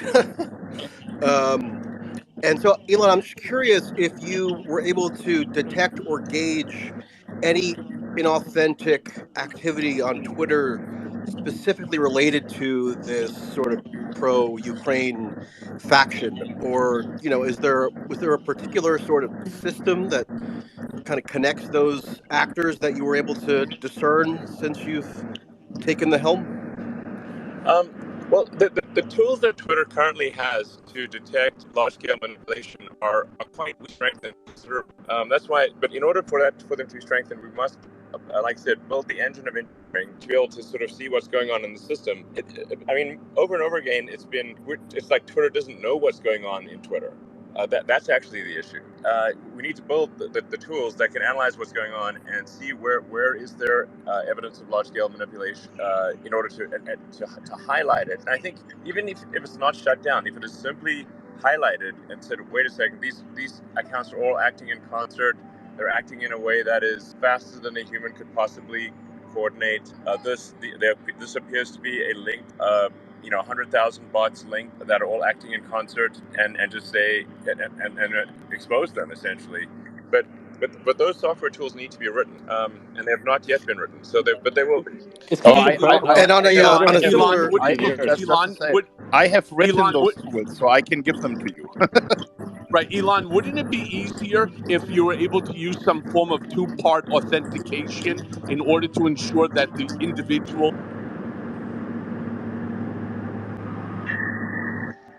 You've dropped Elon, out, Ian. You've dropped out, Elon, Michael. Oh, you're back. Yeah, go ahead. yeah, Elon, would it not be easier to just use some form of two-part authentication to ensure that the individual is who they say they are? Yes. Now that game plan with the sort of blue verified thing is that right now it is there are problems on many levels. It's too cheap to have a bot. So and even a troll. Like it's not just that somebody's operating a bunch of 10,000 instances of Twitter accounts, in a bank of PCs. It's like you can have a warehouse and there are many parts of the world, like warehouse where there's just banks of phones. So they actually are operated by people. The challenge right now, so the challenge is actually you have to make it more expensive to have bots and trolls. It can't be like It's like a guy sitting in front of 8 phones, right? That's just how they operate. exactly. So It's like the farms are guys sitting in front of 8 phones. there's like. Well, unfortunately, the disinformation budget for the CIA for these NAFO bots is over $100 million. I mean, even if you throw $8 per month per account in front of them, it's not. Is that really going to stop them? Not the $8. If it was purely, then I think they could overcome a budget challenge. But also then having to have a huge number of phones and a huge number of credit or debit cards these all amplify the difficulty. And then having if you want to do it such that that you can't find any connection between 100,000 phones and 100,000 credit cards and 100,000 authenticated phone numbers, that's very difficult to do. Just the logistical difficulty of that is extremely high. And, So it's more like you need to process some amount of money through the payment system in order to piggyback off the authentication of the payment system. So $8 is kind of like a random number, obviously. But there's another thing that has to be accomplished simultaneously, which is that Twitter cannot be like so heavily dependent on advertisers. So this is an attempt to kill two birds with one stone, which is build a source of revenue that is not advertiser dependent, so the advertisers do not have too much sway over what happens on Twitter, and also use the payment system as an additional means of identifying and stopping large-scale manipulation of the system. And just to add on to that, when you in have other a lot of words, users just one signing second, up, their advertisers are going to one second. realize that these are real Hello. people, right? They're all verified individuals. So that will make them want to advertise on the site. So it's win Hey, win win, right? Yes. let's just hey, not Kim, can I over ask each a other quick all the time. follow up to my question? Would you mind? Okay, I have to I have to just stop this for a second because everyone is talking over each other. Elon just made a really important point, which is that he has more freedom to do what is good for his users if he is less dependent on advertising. So there's a large group of people here. I think everyone who appreciates what Elon is doing for us right now in this fight for freedom of speech should support him. And the best way you can support him is to become a subscriber at Twitter. You're using this great service all the time. If you want him to have more power and more freedom to achieve these goals for us, well, make that $8 a month investment. I think it's really worth it. The price of a latte. Did Elon already say when he plans to reinstate the verification, the $8 verification process? Yeah, Elon, you're muted. Elon, you're just in muted. Yeah, I was case. going to tell you because Kim muted everyone. Oh, sorry. It seems to sometimes mute me, I guess. So I think we're probably about a week away. Maybe basically this coming week we should be able to restart the verification process. Will it be global or is it just the US still? Actually, I'm going to discuss that with the team. So this time for verification, we're taking some additional steps where one has to be phone verified with a known good phone carrier, and we're also will offer people the opportunity, if they want, to do ID verification, kind of like what Airbnb does, similar thing, and they do that all around the world. And then you'll be able to look at an account and say, this account is payment verified, it is verified, it is ID verified, optionally, and also to establish organizational affiliation. Do you actually have affiliation with this organization? And providing organizations with the ability to define, to state which set of users are affiliated with that organization. So, like, are you actually a professor at Stanford, or are you actually, for example, a reporter at the New York Times or whatever? or an employee of a PepsiCo or whatever it is. Just generally to have granularity and nuance to what verified means, as opposed to the sort of like grab bag of nonsense, which has been the past blue verified situation, where you could have been an intern at Mashable 10 years ago, and now you've got blue verified, and it's kind of crazy. And then they were also just being traded constantly. You just buy a verified badge, so you can't actually tell if something is blue verified. For legacy blue, you can't tell if that is a legitimate situation, a crypto scam, whether they're actually you don't know, because there's no granularity to it. And there's no way to buy them a lot of off of Google right now. Like, you can literally Google verified accounts and they sell them for like $200, $500 or something, right? Yes, exactly. Exactly. It's not like blue It's not like you have to go to the, in quotes, dark web to buy blue verified. You can literally Google search it it's on page 1 of the Google search results. It's Legacy cheap. blue verified. So it's just basically it's just the legacy blue verified is a corrupt garbage pile. And so we need to move forward with something that gives granularity and detail and nuance about the nature of the verification, and so that you can actually trust what you see. Elon, you said some really admirable things about freedom of speech and your commitment to it and its role in the future of humanity. You didn't answer the question about supporting protesters in China and Iran. Is there freedom of speech for Chinese people It's important already for the future banned of humanity? in China. Just so you know, like, Twitter is inaccessible in China. You need a VPN, so it's kind of a pointless question. So you don't think making it accessible for Chinese or Iranian It doesn't protesters matter is No, but because no, acceptable? it's not. Yeah, it's not. Yeah, it's not Elon. It's not Elon blocking it. Tommy, you had a question, Tommy? That was Tommy. Oh, okay, go ahead, Tommy. That was him. Can, Yeah, he was wrong. can you address the question of the freedom of speech at Sebastian Gorka here? Because a lot of people are confused that it's a First Amendment issue, what was dumped by Matt Taibbi. The First Amendment concerns government suppression. So anything that happened before January the 20th isn't First Amendment unless it was the Biden administration afterwards. So for those who think that, we've got the smoking gun and they don't need to wait for anything else, could you address that issue, Mr. Musk? Yeah, I mean, well, first of all, actually, there are issues if there's election interference before the government, because that is, I think, an issue. It certainly would appear that Twitter falsely claimed that there was not election interference, but it Right, but appears that has to do with in-kind contributions. That's a very different kind of thing, and it is criminal. But can you tell us if there will be more smoking guns coming? Yeah, I think there will be more smoking guns, because the obvious next question is, well, what happened after the election? Exactly. Yeah, I mean, that's probably the right thing for episode 2, is what happened after the election. And how long do we have to wait for episode 2? I don't know. I'll check with Matt. Elon, Elon, can I ask a quick Go follow-up? ahead. Yeah, Will, just quickly. Will, go ahead, Will. Thank you, Elon. Apologies if you addressed this earlier. Appreciate how long you've been on this call. What subjects outside of Hunter Biden? By the way, this is Will Kane from Fox News. What subjects outside of Hunter Biden were subject to the most government-induced censorship? As I said, you may not have heard my earlier comment, but I don't actually like I said. I've been working on getting Twitter to be healthy and fixing the engine of engineering. I've not been sort of poring over the Twitter files personally. That's sort of been, Matt Taibbi is doing that, and Barry Weiss is going to do it now as well. So anything I say would be somewhat of a guesswork, really. So I don't know. There's obviously a lot of questions around Jan 6.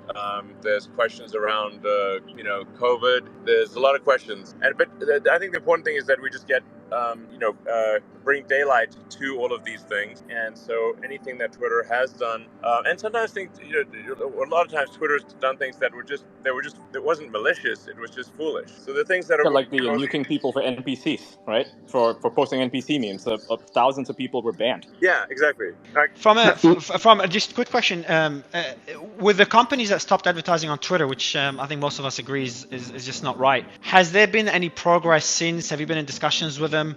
And what are some other strategies to bring in revenue so we depend less on advertisers? You can hear this. This is Eric Bowling again. I was wondering if you have any knowledge or you can have any proof that there's some indication that a lot of people on the right side of the political aisle lost a ton of followers.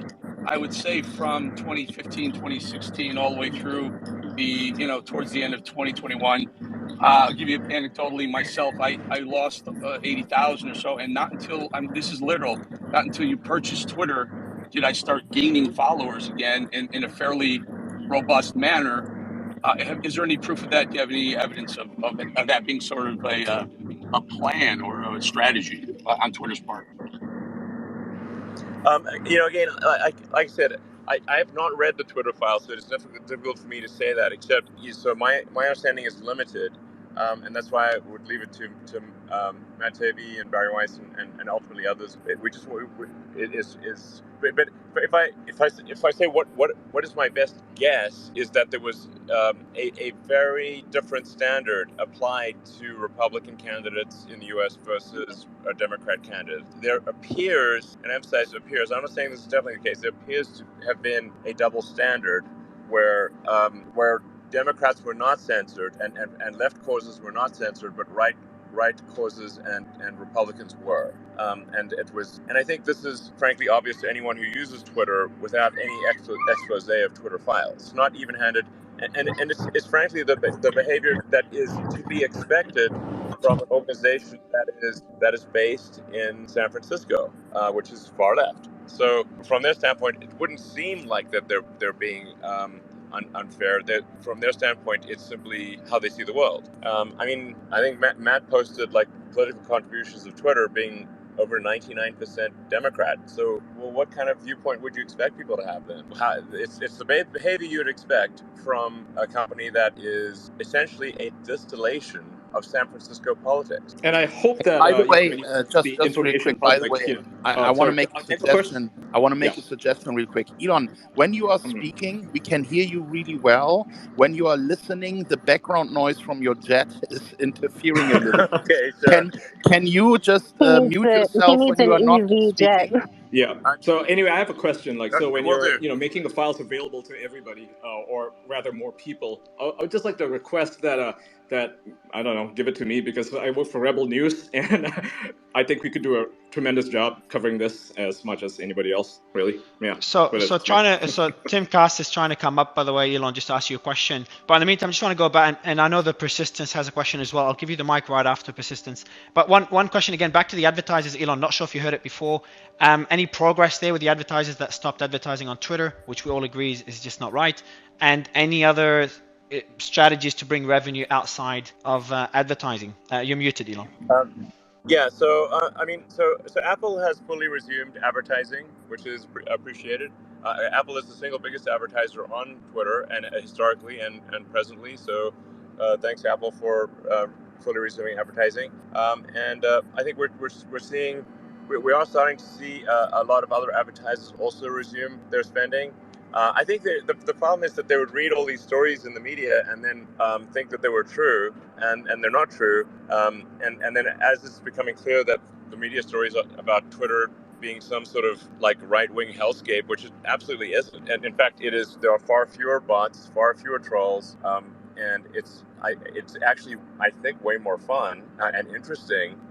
And we're seeing that in the user minutes and in the daily average users. Then advertisers are like, oh, okay, I guess maybe it is safe to get back in the water. And so we are seeing advertisers resume advertising on Twitter. So that's a good sign. I wish it would be faster, but we are seeing them resume. The more concerning factor on the advertising front is just the entire industry-wide drop in advertising, which Twitter is not immune from. So even though advertisers do get back on, the advertising expenditures in general are dropping for all companies. And so it is imperative that Twitter have an alternate revenue source, hence the subscriber revenue, which is just very important for both of the survival and of Twitter, and to reduce its dependence on advertisers. Yeah, overall, I think I'm cautiously optimistic about the future. Yeah, so I'll add one point of credit. Like I have no stance. I have nothing against the old executives at Twitter, etc. But very objectively speaking, what you've done in a month, and again, that's purely being objective. What you've done in a month is fucking insane. The amount of progress that you've had and where Twitter is at now in such a short period of time. So not that you need more credit because you're getting a lot here, but I just want to add to it as well. I'll give the mic to the Persistence who's been waiting for a while, and then Spike. Go ahead, Persistence. Well, thanks, Elon, for making this a popular social media. My question is, do we have any information on advertisers threatening to pull money from Twitter if Twitter did not adhere to a policy? And additionally, do we have any information on congressmen or women who have threatened legislation should Twitter not adhere to a certain policy? And last, I was really intrigued by your comment on positivity and negativity in tweets, you saying that positive tweets would go further. And I just wanted to see what would constitute the measurement from Twitter that would make something positive or negative. Thank you. You're muted, Elon. Oh, you're back. Yeah, sure. Well, the advertisers, I mean, for the most part, the advertisers are quite rational in that, if you, especially if you're advertising a friendly product that you don't want to be sort of like, let's say you're advertising a Disney movie, you don't want to have like some super negative sort of hate speech or to the and also a movie or whatever, and you also they don't want to have not safe for work content right next to ads for children toys and stuff like that. So that stuff is quite reasonable, and I agree with. Advertisers have a right to have their advertising be next to non-advertising content that is consistent with their brand. So that really just means like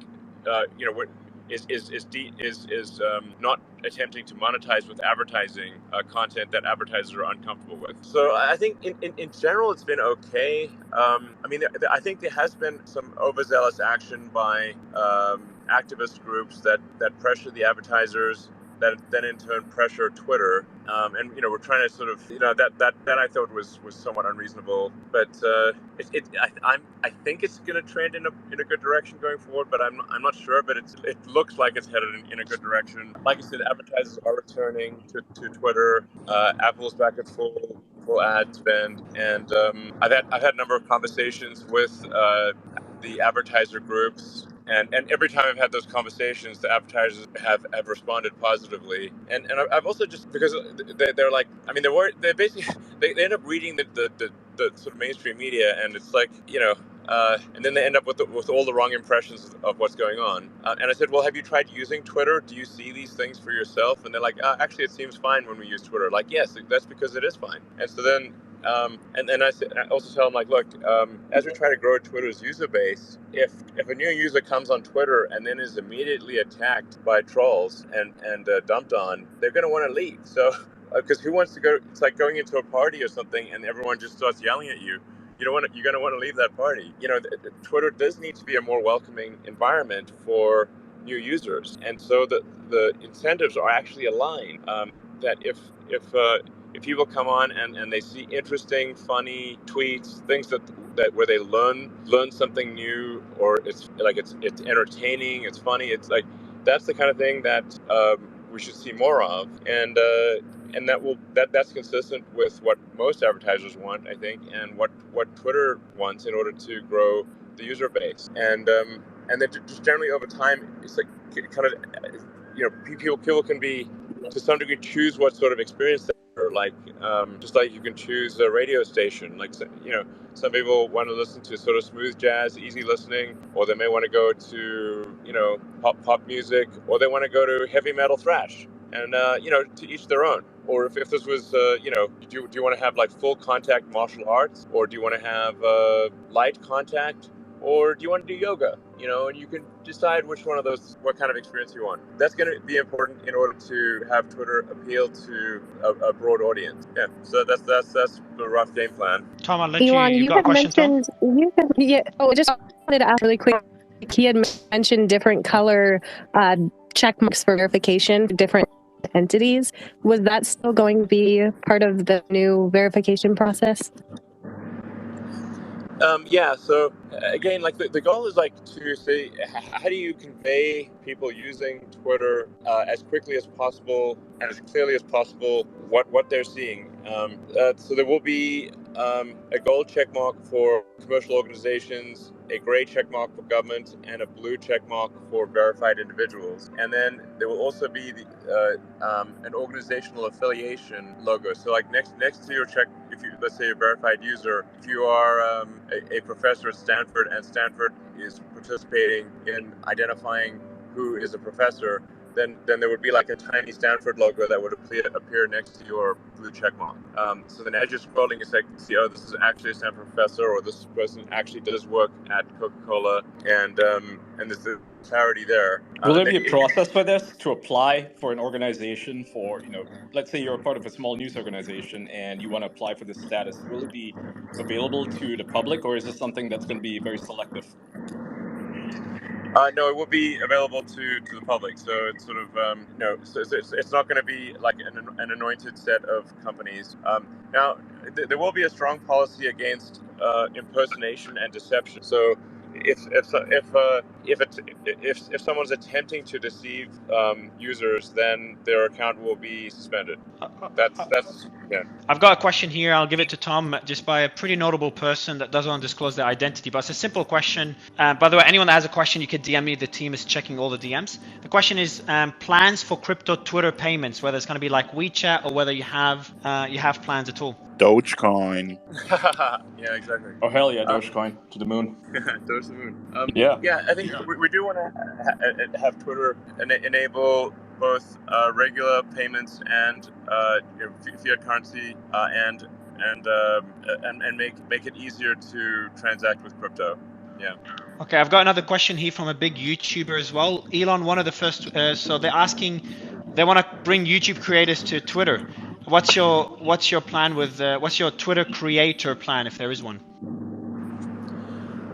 Yeah, so for video, we need to upgrade the Twitter system to be able to have longer video, and then enable creators to derive revenue from viewership, which is a combination of advertising, and these are obviously things that need to happen. Like I said, in order for these to happen, like you could have a wish list a mile long, but if the engine of engineering is not fixed, the wish list.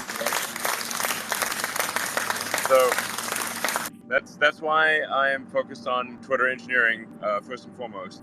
In the absence of that, you could have a wish. Whatever you wish for cannot be done because the engineering is not working. Hey, I have a really great suggestion for you, Elon. And right after Kim, I'll let Tom jump in right after you. Just Tom, sorry for delaying it so much. Go ahead, Kim. Sorry. Yeah, you know how foreign media is labeled on Twitter often as like Russian-controlled, state-controlled media?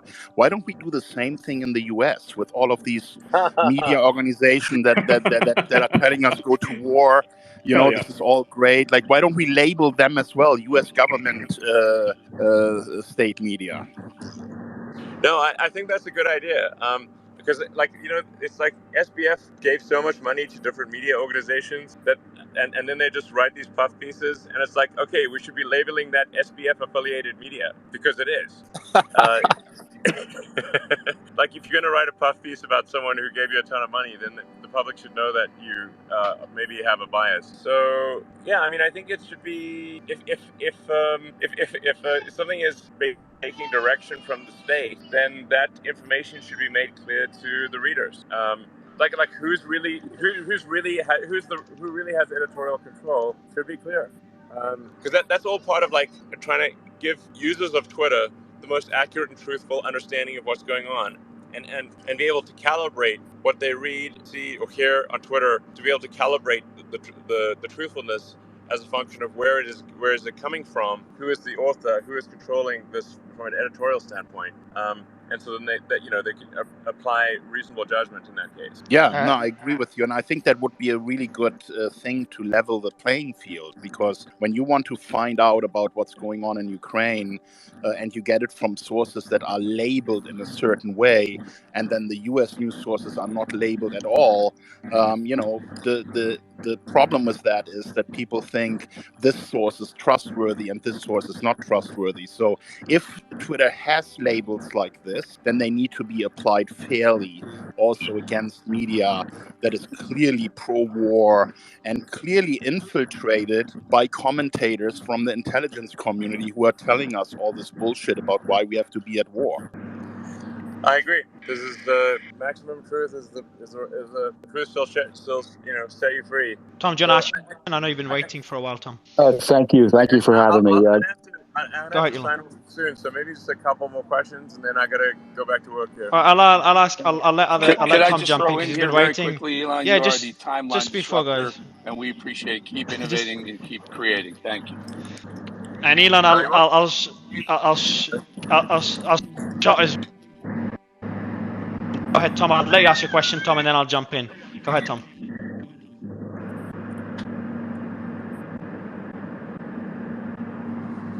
I don't think Tom's here. Yeah, so I'll jump in, Elon. My question to you, because Tom's it's not working on his end. Well, it's actually a simple question. I'm gonna shoot my shot. If I can get a DM on Twitter, so I have a line of communication, and then I can try to get you on, convince you to join more spaces. So it's not a question. It's just giving it a shot on my end. I appreciate you joining again. This is Tom again. Tom, go ahead, man. I said my word. Now it's your turn. Yeah, thank you. This is Tom Fitton with Judicial Watch, Elon. Appreciate your public service and your transparency efforts here. My concern is, as the head of a watchdog group, is the government corruption in response, not only to what you potentially may uncover, but in response to what you're doing. And when you have the President of the United States from the podium celebrate his election victory by calling for a national security review of your activities, you have senators, focusing on you. You have other government agencies investigating you and your other businesses. Are you concerned, A, about the retaliation? And B, are you seeing evidence of it already? You're muted, Elon. Well, government is slow to act. So this is the thing about it that's important to appreciate about anything government related, is that they're not nimble, they are slow. So I think the actions that we'll see, and I think there probably will be some actions, will happen, but they'll happen slowly. And it's only been a month so far. But I would expect some. There's probably at least a few nefarious things that are in the works right now. Probably, I'd say it would be naive to assume that there are no nefarious things. And so I guess but I will just expose them on Twitter and see what happens. Well, the most important thing, you don't have any suicidal thoughts, do you, Elon? I do not have any suicidal thoughts. If I committed suicide, it's not real. Bro, that was dark. That was a good one. Clay, I know Elon has to jump off, so maybe one more question or one or two. Clay, and then Ian, I'll let you end it, Ian, because you've done a great job asking questions earlier. Clay, go ahead. Yeah, Elon, this is Clay Travis with Outkick Fox News and radio show with Clay and Buck. You said earlier, and I think it's so important, that you were thinking about just letting everybody know when you get a governmental request to censor someone or take down tweets. What kind of process is in play there, and to what extent can that happen? Because I think you're right. The sunlight of the government being embarrassed when they're going after James Woods, for instance, would drastically reduce any attempts at censorship. What's the update there? What kind of time frame? And do you think that's able to be implemented? You're muted, Elon. I mean, as I said earlier, like Twitter will do whatever it is allowed to do within the boundaries of the law to be as transparent and open as possible. And even if we currently are, and I don't know this to be the case, but if we are currently strained by the law, I think we will push to have the law modified to reduce those constraints, because I think we have to fight hard for free speech, which is the bedrock of a functioning democracy. And I think you'll see the proof will be in the pudding, and in the coming months, I think you'll see dramatic improvements in the transparency and trustworthiness of Twitter. Hopefully you've seen at least some of that already, and it will get better, and I think it will get better in an accelerating way, provided I don't accidentally suicide myself, which I'm not going to do. Elon, thank you so much for your time today. You have been such a blessing to join us, to give us your insights. I really appreciate it. Don't forget to make that poll for Edward Snowden and Julian Assange, please. Yeah, it would be interesting to know what the public thinks of these two people and what they're fighting for. Okay. I will do the poll, and I'll emphasize that I'm not making a judgment here. I'm just asking I'll do it right after this Twitter Spaces ends. Just asking a question, right? Asking the public a question. Just that's right. Taking a poll. Yeah. And final, I'm not So I have a question. Okay. suggesting So yeah. this is just a question. I'm not. Look, so I got a question since this is the last one. What message do you have for all the haters and losers out there who are making fun of you or attacking Twitter? Said it was going to die like 4 weeks ago. What's your message for them? Twitter is alive, baby. It's Hell alive. yeah. More Nice. alive than it's ever been. Hell yeah. Hell yeah. Beautiful. I look forward Beautiful. to the Tesla earnings call right here on Twitter with you, Elon Musk. Yeah, well, right, I think it will work. I got the DM, so I assume the promise you made you, Kim, and the promise you made you, Tara, should go through. Elon, really appreciate you, and hope to see you again. My DM, Mario. Hope to see you back. I got questions. Hope to see you again soon, Elon. I really appreciate it, man. Thank you, Elon. All right, thanks, guys. Bye.